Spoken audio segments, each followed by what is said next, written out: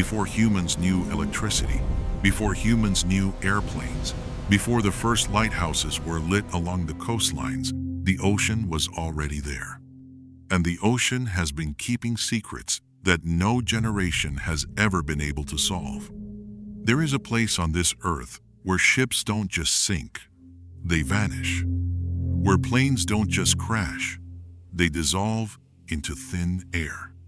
Where people don't just die, they are erased from reality, as if they never existed at all. They call that place the Bermuda Triangle.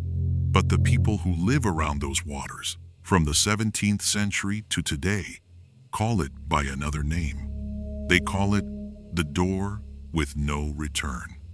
They say that beneath the ocean floor, beneath the shipwrecks and the bones, there are other things, things that were never born, but also never truly died, things that wait, things that watch.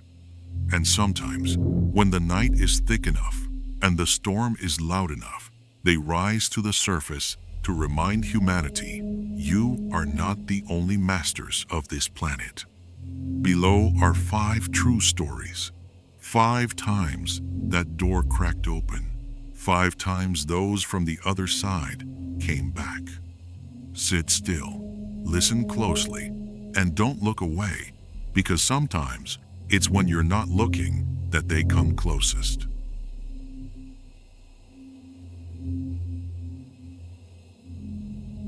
The year is 1840, the waters of the Bahamas. Early morning, the sun just beginning to rise above the horizon, staining the entire ocean a deep orange red. A sailing ship appeared on the distant edge of the sea. It drifted very slowly, barely moving at all, as if it were in a deep sleep from which it would never wake. Sailors aboard the rescue vessel Her Majesty spotted it from afar.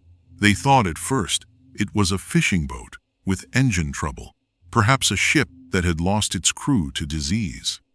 They rowed their small boat closer, and when they were only a few dozen meters away, they saw the ship's name painted in elegant gold letters on her dark wooden hull, Rosalie. An old sailor named William, a man who had spent 30 years at sea, through storms and wars and everything in between, suddenly turned pale. His face lost all its color, like a man who had just seen a ghost standing right in front of him. He whispered to his young comrade beside him, "I know this ship. I remember hearing about her. She left the port of Le Havre 6 weeks ago. She was supposed to be in Cuba 3 weeks ago. So why is she here, drifting alone?" No one answered him. The silence that followed was heavier than any words. They climbed aboard the Rosalie, their boots landing softly on the wooden deck. The air inside the ship was colder than the air outside, much colder. So cold that they could see their own breath forming small clouds in front of their faces, even though it was the middle of summer in the tropical Bahamas. William pulled his coat tighter around his neck, without knowing why. The main cabin door was wide open, as if inviting them in. They stepped inside, one by one, and then they all froze in place, their feet rooted to the floor like trees. In the crew's mess hall, a full breakfast was laid out on the long wooden table, white porcelain plates arranged in perfect rows. Crystal glasses, still with a thin layer of dried red wine at the bottom, like dark blood stains. The plates still held food, toasted bread, bacon, fried eggs, a small pot of jam. A tin teapot sat in the center, next to 2 cups that had clearly not yet been drunk from.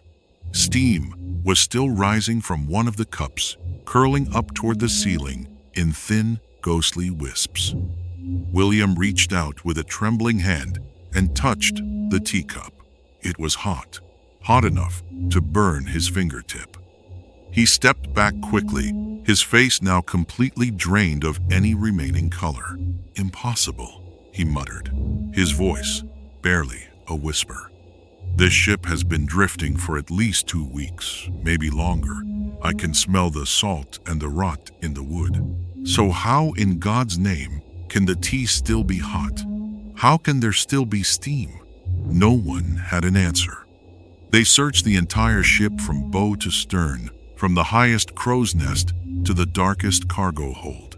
They opened every door, looked under every bed, checked every locker and every closet. Not a single soul was found on board. But there was also no sign of violence anywhere. No blood on the walls, no bodies in the corners, no bullet holes in the wood, no knife marks on the doors. The crew's clothes were still folded neatly in their lockers. Their suitcases were still placed beside their beds, as if waiting for their owners to return at any moment. A few personal belongings lay scattered here and there. A pipe on a table, a pair of reading glasses on a chair, a half-finished letter on a desk. Everything suggested that the crew had simply vanished. In the middle of their daily lives, in the middle of a meal. In the captain's cabin, on a small table by the window, there was a hairbrush. It was made of dark wood and silver, clearly expensive. A few strands of hair were still caught in its bristles, long, dark strands, perhaps the captain's wife's hair, or perhaps the captain's own. A young sailor named James, curious and unafraid, picked up the brush. A few strands of hair fell from the bristles onto his open palm, and instantly James screamed. Those hairs were not dry. They were not damp from the sea air. They were hot. Hot as if they had just been cut from a living scalp only minutes ago. James could feel the heat radiating from them, spreading across his palm like a small fire. He threw the brush to the floor in terror. It hit the wooden boards and shattered into 3 pieces. And from those broken pieces, a thin gray smoke rose into the air, carrying with it a strange, burnt smell that none of them could identify. It smelled like burning meat, yes, but also like something else. Something ancient, something that had no name in any language they knew. They left the Rosalie as fast as their legs could carry them. As William stepped back onto the deck of the Her Majesty, he turned around for one last look at the ghost ship.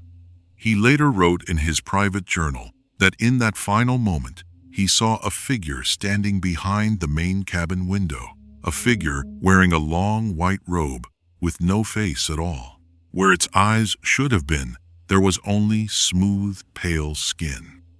It stood perfectly still, arms hanging limp at its sides, and it seemed to be staring directly into William's eyes, even though it had no eyes to stare with.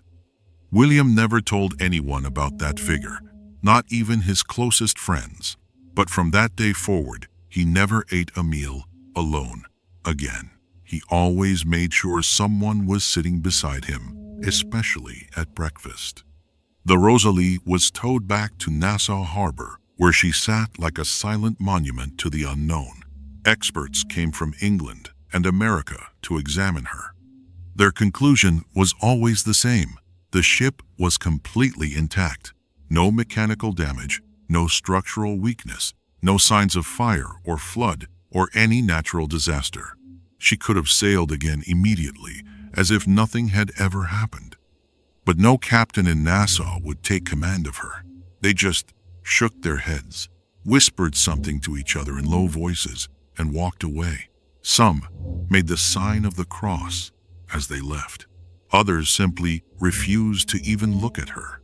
The Rosalie sat in Nassau Harbor for 3 more months, slowly gathering barnacles on her hull, until a wealthy merchant from Boston bought her for 1/10 of her real value.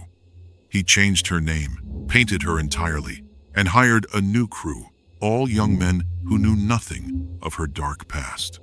She sailed out of Nassau on a cold November morning, her new name shining on her bow.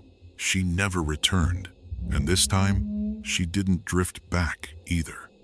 She vanished completely. No distress signal, no wreckage, no oil slick, no bodies washed ashore, as if the ocean had simply reached up and swallowed her whole, leaving no trace behind. Today, The old fishermen of the Bahamas still tell this story to their grandchildren on stormy nights. They say that if you go out to sea on a moonless night, when the sky is black and the water is blacker, and you quietly approach the waters where the Rosalie was first found, you will see a faint light on the far horizon. That light is not from oil lamps, they say. It is not from modern ships or from the stars. It is a cold, gray-blue light, and it blinks in a strange hypnotic rhythm. 3 flashes on, 3 flashes off, then 3 on again, over and over, like a heartbeat, like a message. And if you listen very closely, they say, you will hear the clink of knives and forks. You will hear glasses touching glasses in a toast. You will hear soft laughter, very soft, coming from somewhere far away, as if someone is still having breakfast at that long wooden table, even though a century and a half has passed. Some fishermen have tried to approach that light. They have rowed their small boats toward it, drawn by curiosity or madness or something else they couldn't name. But every time they got close, the light moved farther away, always keeping the same distance, as if it were leading them somewhere deeper into the ocean. Those who followed the light never returned. Their boats were found drifting empty days later, their breakfast still warm on the table.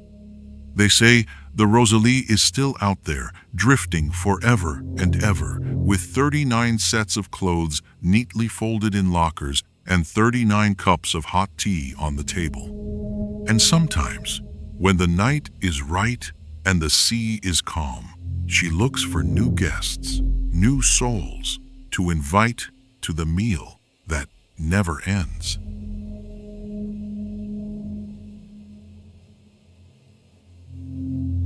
The 5th of December, 1945. Naval Air Station, Fort Lauderdale, Florida. A strangely beautiful afternoon. The sky was so clear it was almost white. Not a single cloud anywhere, from horizon to horizon. The wind was so still that the flags on top of the control tower hung limp and motionless, like tired arms after a long day of work. The sea was flat as a sheet of black glass, reflecting the pale sky so perfectly that the line between water and air had completely blurred into nothing. 5 Avenger torpedo bombers took off from the runway at exactly 2:10 p.m. The sound of their engines was steady and deep, like a sad piece of music played on old instruments. The ground crew who watched them climb into the sky later said there was something strange about how those planes took off that day. They climbed slower than usual, much slower, as if an invisible hand was reaching down from the clouds and trying to hold them back. The flight leader was Lieutenant Charles Taylor, an experienced pilot with over 2,500 flight hours, including combat missions in the bloody skies of the Pacific during World War II. He had survived enemy fire, mechanical failures, and crashes that should have killed him. He was a practical man, not superstitious, and he had never once believed in ghost stories or sea monsters or any of the old sailors' tales. But on that morning, before boarding his plane, Lieutenant Taylor did something very strange. He walked to a telephone booth at the edge of the runway and called his best friend, another officer stationed at the same base. His friend later said that Taylor's voice sounded odd, strained, as if he hadn't slept in days. "If I don't come back from this flight," Taylor said, "tell my wife that I love her. Tell her I'm sorry for all the fights. Tell her I'll be waiting for her." His friend laughed nervously. "You're going on a 2-hour training flight, Charles. A milk run. What do you mean, if you don't come back?"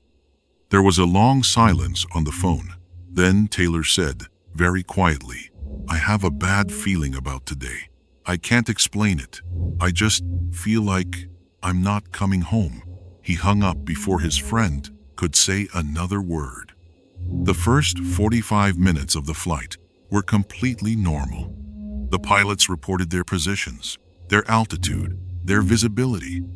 They chatted with each other over the radio, sometimes joking about the weather or about their plans for the weekend. Everything was fine. Everything was routine.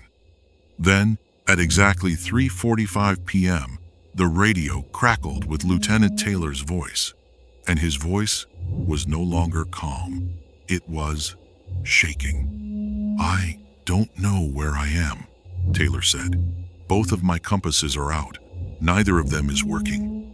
I think we might be over the Gulf of Mexico, but everything looks wrong. The islands down there don't look familiar at all."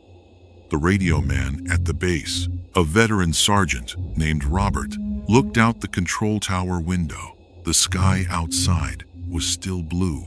The sun was still shining. The Gulf of Mexico was to the west, but Flight 19, according to their last reported position, was flying east. How could an experienced pilot like Charles Taylor be so completely disoriented? Robert pressed his microphone button and spoke clearly. "Taylor, fly west. Fly toward the setting sun. You'll hit Florida if you fly west." Silence. Long, heavy silence. The kind of silence that makes the hair on the back of your neck stand up. Then Taylor's voice came back, and it was even shakier than before.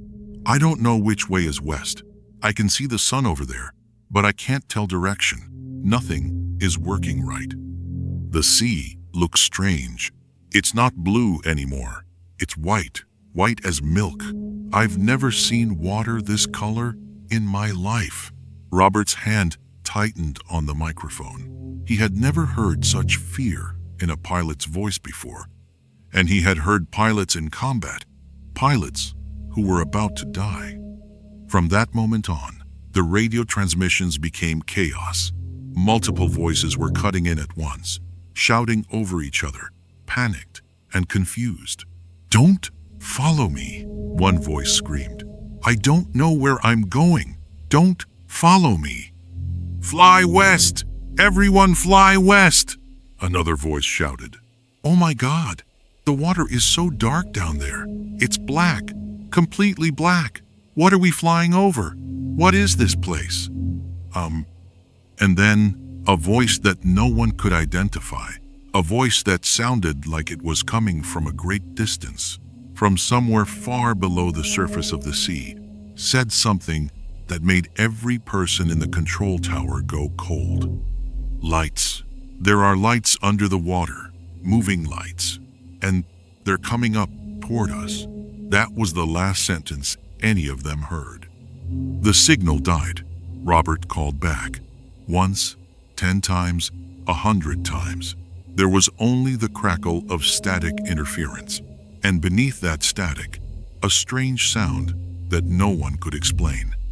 It sounded like wind whistling through a narrow crack in ancient rock, but it also sounded like crying, a distant, soft, hopeless crying that seemed to go on forever, without end.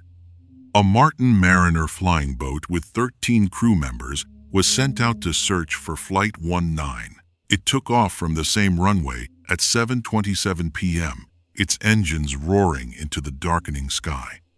20 minutes later, contact with the Mariner was lost as well. No distress signal, no explosion reported, no sign of any trouble at all, just silence.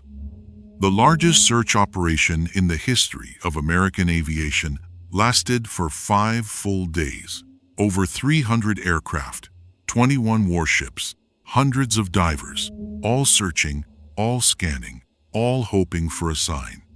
They covered nearly 500,000 square kilometers of ocean, from the Florida coast to the Bahamas to the open Atlantic. They found nothing, absolutely nothing. No wreckage, no oil slick, no life jackets, no bodies, no floating debris of any kind.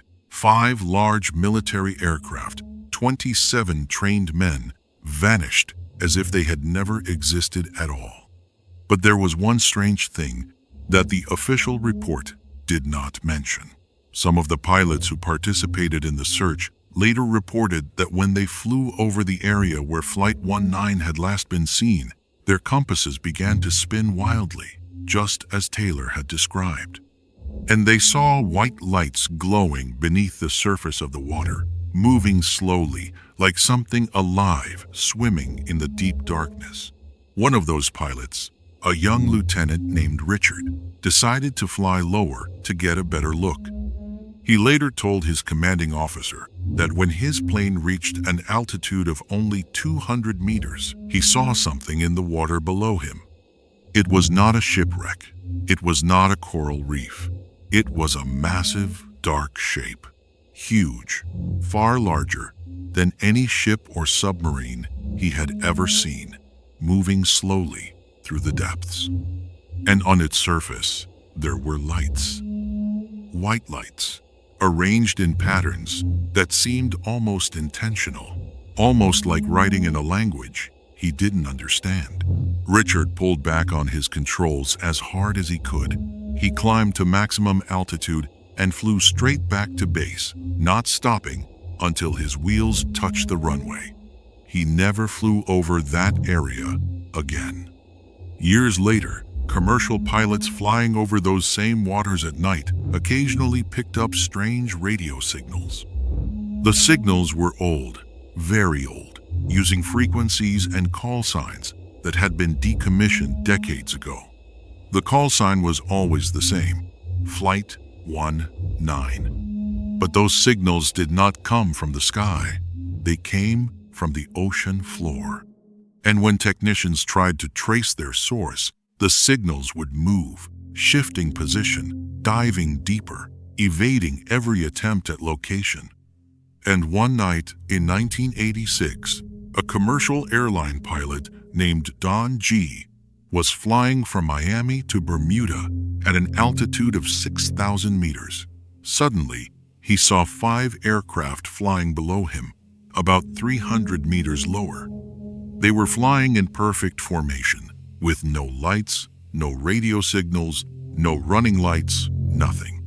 Don tried to raise them on the emergency frequency. No answer. He tried the civilian band. No answer. He tried everything. He looked out his cockpit window, straining to see details in the darkness. And then he saw something that made his blood run cold. In the cockpit of the lead aircraft, there was a figure. But that figure was not wearing modern flight gear, not the helmet and mask that pilots use today. It was wearing an old cloth flight suit, the kind from World War II, with a leather helmet and goggles. And its face, Don swore he would never forget this until the day he died. Its face had no expression at all. Not fear, not anger, not sadness. It was like a wax mask, perfectly formed but completely empty. The figure turned its head, slowly, impossibly slowly, and looked directly at Don. Their eyes met across hundreds of meters of dark sky. And then Don blinked. When he opened his eyes, the 5 planes were gone. Nothing on radar, nothing on the radio, just the black sky and the silent ocean below. Don told this story to a journalist many years later. The journalist asked, "Were you afraid?" Don was quiet for a long time before answering. Then he said, "I was afraid for 5 years afterward. Every night, when I closed my eyes, I saw that face. It wasn't the face of a living person. But it wasn't the face of a dead person either. It was the face of someone trapped, someone who knows they'll never be free, someone who has accepted that they will wander forever in the same dark sky, over the same dark water for all eternity." Flight 19 was never found, but every year, on the night of December 5th, people who live along the Florida coast say they hear something strange. They hear the sound of aircraft engines in the distance, old engines, the kind that haven't been made since the 1940s. The sound comes closer and closer, and then it stops, suddenly, as if someone has turned off a switch. And, in that moment of silence, if you listen very carefully, you can hear a voice on the radio, a faint, distant voice, crackling with static, saying the same words over and over. "We're entering white water. There's no way out. No way out. No way out." And then, nothing. Just the wind and the waves and the darkness.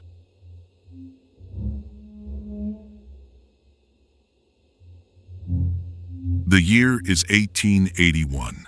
The cargo ship Ellen Austin was sailing across the Atlantic from Liverpool to New York, her hold filled with textiles and fine whiskey. She was a sturdy vessel, built for the harsh North Atlantic, and her crew were hard men, the kind who had seen everything the ocean could throw at a sailor. The Sargasso Sea, where the Ellen Austin now found herself, was famous among sailors for its thick mats of floating seaweed and its strange, eerie stillness. The old ones said that here the wind barely blew and the water was so flat that ships could be trapped for weeks, unable to move. They said that the Sargasso Sea was where lost things went, lost ships, lost souls, lost time. At noon on that day, the lookout at the foremast shouted down to the deck, "Strange vessel off the bow, Captain." Captain Baker, a tall, broad-shouldered German with white hair and cold gray eyes, raised his brass spyglass to his eye. He scanned the horizon for a moment, then found what the lookout had seen. A three-masted sailing ship drifting silently on the still water. Her sails were not set, but she did not rock with the gentle waves either. She sat motionless, as if she were waiting for someone, as if she had been waiting for a very long time. Captain Baker ordered his ship closer. As the Ellen Austin slowly approached, the strange ship grew larger in his spyglass. She was almost new, her paint still glossy, her ropes still neatly coiled, her brass fittings still shining. But on her deck, there was no one. No crew, no passengers, no sign of life at all. "Ghost ship," a young sailor whispered from behind the captain's shoulder. Captain Baker said nothing. He was a practical man, a man of reason and logic. He did not believe in ghosts or sea monsters or any of the old superstitions. There had to be a rational explanation for this. Perhaps the crew had been taken by pirates. Perhaps a disease had swept through the ship and they had all died and their bodies had been thrown overboard. Perhaps a sudden storm had forced them to abandon ship in lifeboats. But there were no signs of pirates, no signs of disease, and no storms had been recorded in this area for weeks. Captain Baker made his decision. He would send a team of his best men to the strange ship. 11 men, led by his first mate, a giant of a man named Johnson. Johnson had been at sea for 20 years and feared nothing. He had faced down pirates with a cutlass, survived hurricanes that had sunk larger ships, and once wrestled a shark that had jumped onto his deck. When Captain Baker gave him the order, Johnson laughed, a loud, booming laugh that echoed across the water. "It's just an abandoned ship, Captain," he said. "Probably some traders who ran out of luck. I'll have her in port within 3 days. Don't you worry." Johnson and his 10 men rowed across to the strange ship and climbed aboard. The Ellen Austin watched as they checked the rigging, inspected the sails, and began to prepare the ship for sailing. Everything seemed normal. Everything seemed fine. The two ships sailed together for the rest of that day and into the night. The Ellen Austin leading, the strange ship following, with Johnson and his 10 men at her helm. The night sky was clear, full of stars. The sea was calm. Then, just after midnight, everything changed. No one on the Ellen Austin could explain where the storm came from. 1 minute, the stars were bright and the water was still. The next, a wall of black clouds rose up from the sea itself, not from the horizon, but from beneath the waves, swallowing the moon, swallowing the stars, swallowing every last trace of light. The wind began to scream, not like normal wind, but like the voices of 1,000 tormented souls. The waves rose higher and higher, taller than the ship itself, crashing over the decks with the force of falling mountains. Rain fell not in drops, but in solid sheets, as if someone had turned the entire ocean upside down and poured it onto the ship.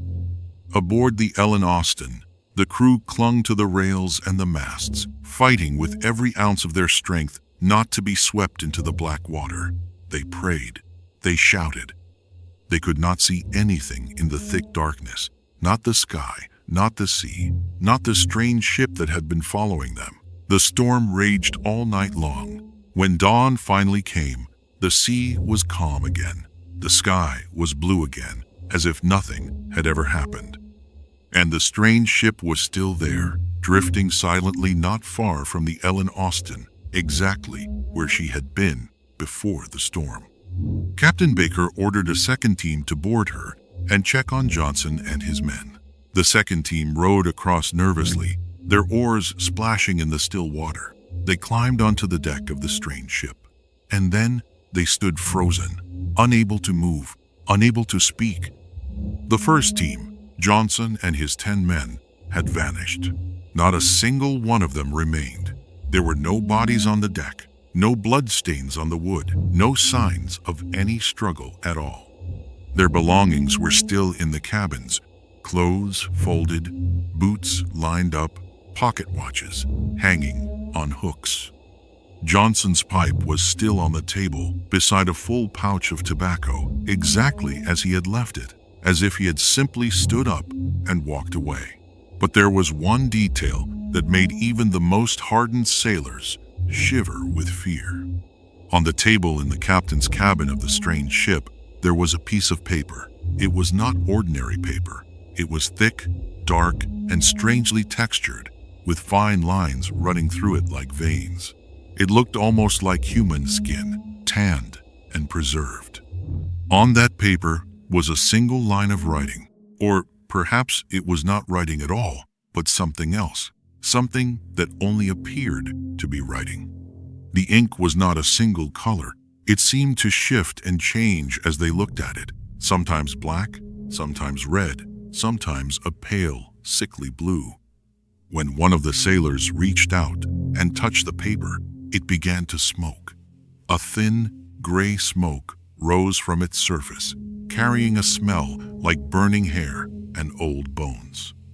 The writing on the paper was in English, or at least it looked like English, but only one word was clear enough to read, and that word was leave.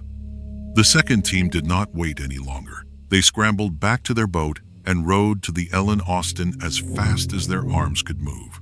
Captain Baker listened to their report in silence, his face growing darker with each word. Before he could give another order, a thick fog rolled in from nowhere. It was not like any fog they had ever seen before. It was dense, cold, and milky white, so thick that they could barely see the bow of their own ship from the stern. And the color of that fog, that strange, unnatural white, was exactly the color of the water that Lieutenant Taylor would describe nearly a century later, before his own disappearance. When the fog finally lifted, the strange ship was gone. Not drifting away, not sinking, not sailing over the horizon, just gone, as if it had never been there at all. The crew of the Ellen Austin never spoke of that day again, not to each other, not to their families, not to anyone. But years later, in a waterfront tavern in Liverpool, one of them, an old sailor named Thomas, drank too much rum and lost control of his tongue. He told the tavern that during the storm, while he was clinging to the railing of the Ellen Austin, He had looked across the raging water and seen something on the deck of the strange ship. It was not Johnson's crew. It was tall figures, standing in a circle on the deck, wearing black robes that billowed in the wind even though the wind was blowing in every direction at once. And those figures had no faces. Where their eyes should have been, where their noses and mouths should have been, there was only smooth, pale, unbroken skin, stretched tight across their skulls like masks made of wax. At the center of the circle, Thomas said, Johnson was kneeling. His eyes were wide open, staring at nothing. His mouth was moving, forming words, but no sound came out. And those faceless figures were reaching out to him, their long, pale fingers touching his face, his arms, his chest. Wherever they touched, Thomas said, Johnson's skin simply disappeared. Not torn, not burned, not cut, just vanished, as if it had never existed at all. And beneath the skin, there was nothing. No muscle, no bone, no blood. Just darkness. An endless, empty darkness. When Thomas finished his story, the entire tavern was silent. No one moved. No one spoke.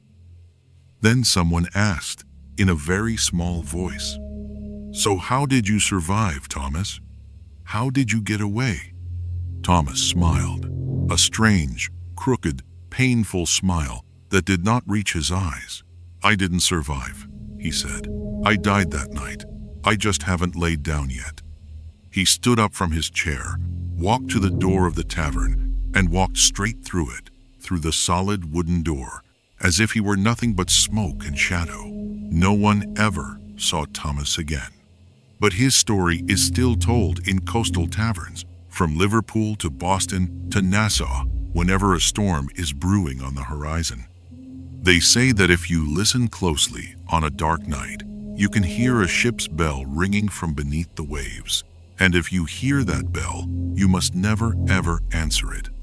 Because it is Johnson and his 10 men calling out across the dark water, calling for someone to take their place.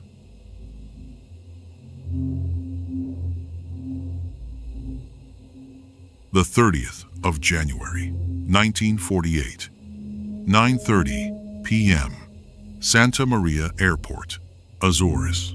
An Avro Tudor IV aircraft named Star Tiger taxied slowly toward the runway, preparing for takeoff. This flight would carry 31 people, 25 passengers, and 6 crew members from the remote islands of the Azores to Bermuda, and then onward to Miami, Florida. Among the passengers was a man who gave his name only as Norman. No one knew his last name because he had booked his ticket under a single name, paid in cash, and left no forwarding address. He wore a long black coat, carried a small brown suitcase, and spoke to no one. He sat in the back of the departure lounge, away from the other passengers, staring out the window at the darkening sky. Before boarding, Norman went to the airport post office and sent a telegram to an address in London. The telegram contained only 2 words: I'm about to know. What he was about to know, no one could say. The plane took off at 9:45 p.m. The night sky was clear and full of stars. A perfect night for flying. The passengers fastened their seatbelts, listened to the familiar safety instructions, and settled in for what promised to be a smooth transatlantic flight. For the first few hours, everything was normal. The crew served drinks and small snacks. Passengers read books, looked out the windows at the stars, or tried to sleep in their uncomfortable seats. At approximately 3:15 a.m. on the morning of January 31st, the pilot of Star Tiger radioed Bermuda Air Traffic Control. His voice was calm, professional, utterly ordinary. Position 400 nautical miles east of Bermuda. Altitude 2,000 meters. Weather conditions good. All systems operating normally. Estimate landing at 5 a.m. Those were the last words ever heard from Star Tiger. For the next 3 hours, Bermuda Control called Star Tiger repeatedly. They tried every frequency, every channel, every emergency band. There was no answer, just silence. When dawn broke over the Atlantic and the sun rose into a clear blue sky, they knew the plane had vanished. The search operation lasted a full week. 18 military and civilian aircraft, dozens of rescue ships, hundreds of sailors and airmen. They scanned over 300,000 square kilometers of ocean, an area larger than the entire country of Italy. They found nothing. No wreckage, no bodies, no oil slick, no life jackets, no luggage, no debris of any kind. A 30-meter-long, 25-ton aircraft carrying 31 human beings, gone, as if it had never existed. But there was one small, strange detail that the official report did not fully explain. One of the passengers on Star Tiger was a young woman named Sarah, traveling alone with her 2-year-old daughter. Before boarding the plane, Sarah had sent a telegram to her husband, who was already in Miami, waiting for them. The telegram said, "I have a strange feeling. Today the ocean looks like it's opening up, like it wants to swallow the sky. I love you. Tell my mother. I love her too." The husband received the telegram 2 days after his wife and daughter had already vanished into the unknown. The official investigation by the British Ministry of Civil Aviation produced a final report that read in part, "There is no evidence whatsoever that Star Tiger crashed due to weather conditions, mechanical failure, or human error. No reasonable cause can be assigned to this disappearance." This board is forced to conclude that there is an unknown cause, a cause outside the realm of current scientific understanding. Unknown cause. That is the phrase investigators use when they cannot speak the truth, when the truth, if it were ever spoken aloud, would make the world tremble. Many years later, a researcher named Richard Weiner interviewed a former British naval officer who had participated in the search for Star Tiger.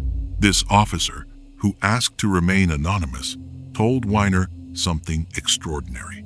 He said that on the 3rd day of the search, his ship had picked up a strange radio signal, not from the sky, but from beneath the ocean. The signal was very faint, very weak, but it was clearly a voice. A woman's voice, young, desperate, broken. The voice was saying the same words over and over again, in a loop that never ended. "Where are you? Where are you? Mommy can't find you. Please answer. Where are you? Where are you? Mommy can't find you." The naval officer ordered his crew to try to locate the source of the signal. For 2 hours, they tracked it, following the faint voice across the dark waters. But every time they got close, the signal moved away. It dove deeper, sank lower, retreated into the black depths where no ship could follow. Finally, the signal faded and disappeared completely.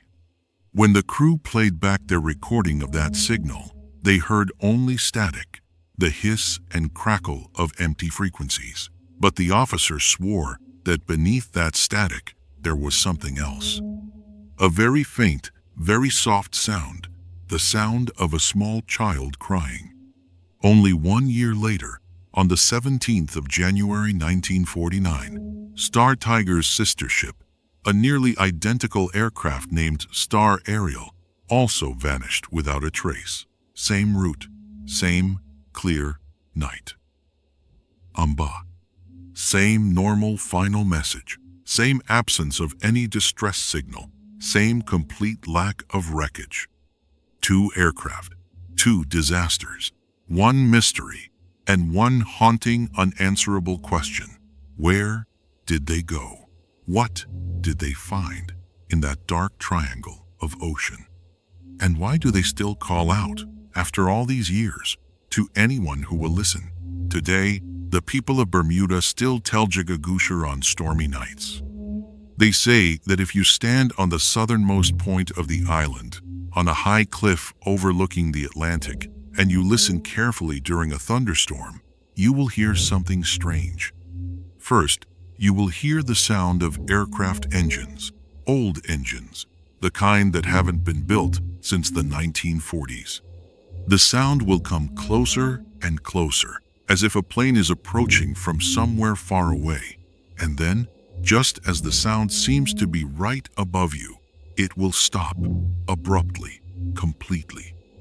As if a giant hand has reached out of the sky and turned the engines off. And in that moment of absolute silence, you will hear a voice, a woman's voice, soft and sad, carried on the wind. "Where are you? Where are you? Mommy can't find you."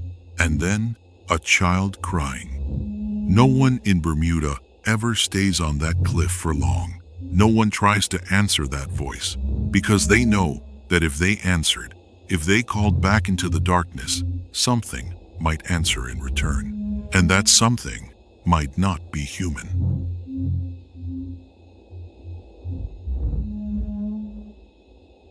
On the small island of Bermuda, far from the hotels and the beaches and the tourists, stands an old lighthouse named Gibb's Hill. It was built in 1844, a tall stone tower rising 30 meters above the rocky hilltop, overlooking the endless blue Atlantic. For over 100 years, this lighthouse has saved thousands of ships from the deadly coral reefs that lie hidden beneath the waves. But the lighthouse keepers who lived and worked in that tower, they saw things that were never written in any official report. Things that made strong men tremble and pray. The most famous and most chilling story belongs to a keeper named James Thompson, who worked at Gibb's Hill from 1885 to 1892. Thompson was a solitary man, a man who enjoyed silence and was not afraid of the dark. He had lived in the lighthouse for nearly 7 years, and in all that time, he had never seen anything he could not explain. Until one terrible night. It was a November night when the worst storm of the year battered the shores of Bermuda. Rain fell in sheets so thick that Thompson could barely see the rocks below. Wind howled through the cracks in the stone walls, making sounds like human voices, like people whispering, like people crying, like people screaming from a great distance. Lightning split the sky in two, illuminating the entire ocean in brief, blinding white flashes. Thompson stood by the narrow window of the lighthouse, looking out at the dark, churning sea. And then he saw it. A sailing ship. Not a modern ship. This one was old, very old, the kind that hadn't sailed the Atlantic since the 1600s. 3 tall masts, dark brown sails, a high stern castle like something from a history book. But what made Thompson's blood run cold was not the ship's design. It was the light that surrounded it. The entire ship glowed with a strange, cold, greenish light. Not the warm yellow of oil lamps, not the brilliant white of lightning. This was a light that seemed to come from within the wood itself, as if the ship was made not of oak and pine, but of something else entirely. Something not of this world. And on the deck of that glowing ship, there were people. Thompson raised his spyglass with trembling hands. It took him several tries to focus. His fingers were shaking so badly. But when he finally brought the image into clarity, he wished he had not. The people on that ship were wearing clothing from the 17th century. Long coats, wide-brimmed hats, high leather boots. They walked across the deck, but they did not walk like normal people. Their feet made no sound on the wooden boards. They glided, floating just inches above the surface, as if gravity had no hold on them. And their faces, Thompson could see them clearly now through the spyglass. Their faces had no expression, None at all. Not happy, not sad, not angry, not afraid, just blank. Like masks made of wax, perfectly formed but completely empty, as if the souls that should have been behind those faces had long since departed. One of them, a tall figure in a long black coat, stood at the very bow of the ship, facing the lighthouse. He raised one arm and pointed directly at Thompson. His lips began to move, silently, forming the same words over and over again. Thompson could read lips. He had learned how during his years in the Navy. And what that faceless figure was saying made his heart stop. Save us! Save us! Please save us! The ship drifted closer to the jagged coral reefs that lay south of the island. Thompson knew those reefs. He had seen them tear open the hulls of ships that were built much stronger than this ancient vessel. He wanted to shout a warning, wanted to scream, but his throat was closed tight, squeezed by an invisible hand. The ship drove straight toward the reef and passed right through it. There was no sound of breaking wood, no screams of dying men, no crash, no crack, no splintering. The ship simply glided over the razor-sharp rocks as if they were made of smoke. It passed through them, and continued on its way. The figures on the deck stood motionless, still staring at the lighthouse, still mouthing their silent plea. The ship grew smaller and smaller in the distance, the greenish light fading slowly until it was nothing but a tiny dot on the horizon. And then the dot went out, like a candle being blown out by a cold, invisible breath. The next morning, Thompson told the local fishermen what he had seen. They rowed out to the reef together, searching for any sign of the ship. Broken wood, torn sails, anything at all. They found nothing. But when one of the fishermen dove down to the bottom of the reef, to a depth of about 20 meters, he found something strange. A bronze bell, covered in seaweed and barnacles, lying half buried in the sand. It was old, very old, and when they brought it to the surface, they could see an inscription carved around its rim. The inscription was in Latin. A scholar later translated it, "Wake the sleeper, but do not let the sleeper see the sun." They brought the bell ashore and placed it in a small museum in Hamilton, the capital of Bermuda. But from that night onward, something strange happened. Whenever a storm came to the island, the people living near the southern coast would hear a bell ringing, not from the museum, from the ocean, from the deep water off the reef where the bell had been found. A single bell tone, clear and cold, ringing up from the darkness below. One night, an amateur photographer named Michael decided to record that sound. He lowered a waterproof microphone into the water, 20 meters down, right above the reef. He left it there for 2 hours, recording everything. When he played back the recording, he heard not only the bell, he heard voices, hundreds of voices, thousands of voices. Men, women, children, speaking in different languages from different centuries: English, Spanish, Dutch, French, Portuguese, and languages no one could identify. And all of them were saying the same thing over and over in a great whispering chorus: "Come, come to us, come down, come down, come to us." Michael turned off the recorder, pulled up the microphone, and never went near that part of the island again. He sold his house, packed his belongings, and moved to a remote mountain village in Switzerland, as far from the ocean as he could possibly get. Before he left, he told a friend, "I don't know what's living down there, but I know it's not human, and I know it wants us to come. It wants us to stay, forever." Today, Gibb's Hill Lighthouse is still standing, still lighting up the darkness every night. But no lighthouse keeper dares to stay inside the tower overnight anymore.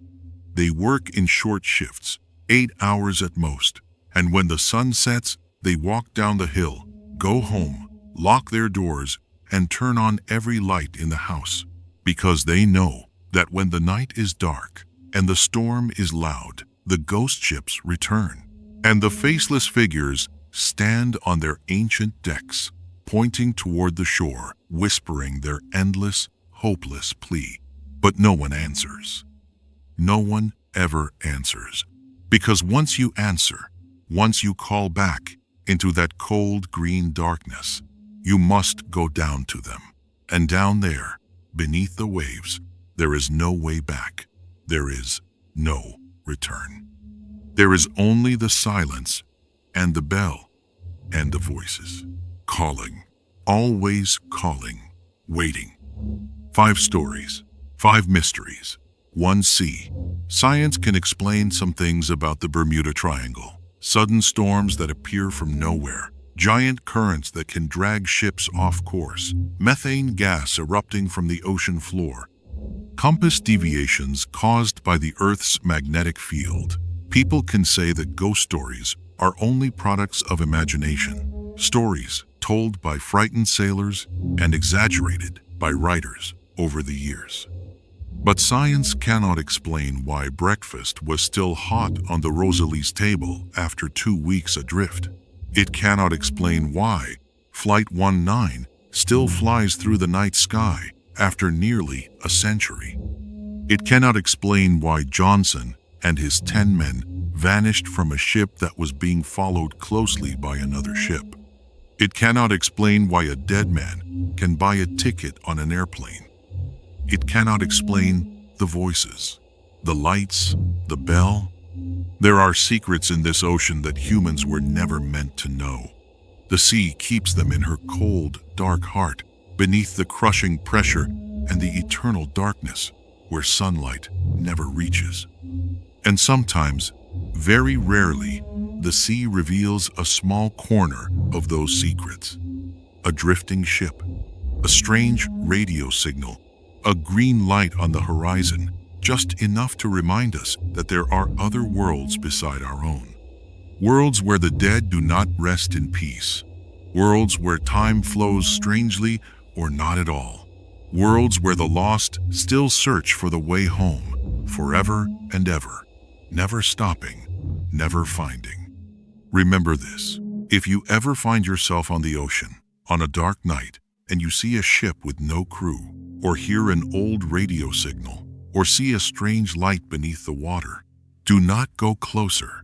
Do not answer the call.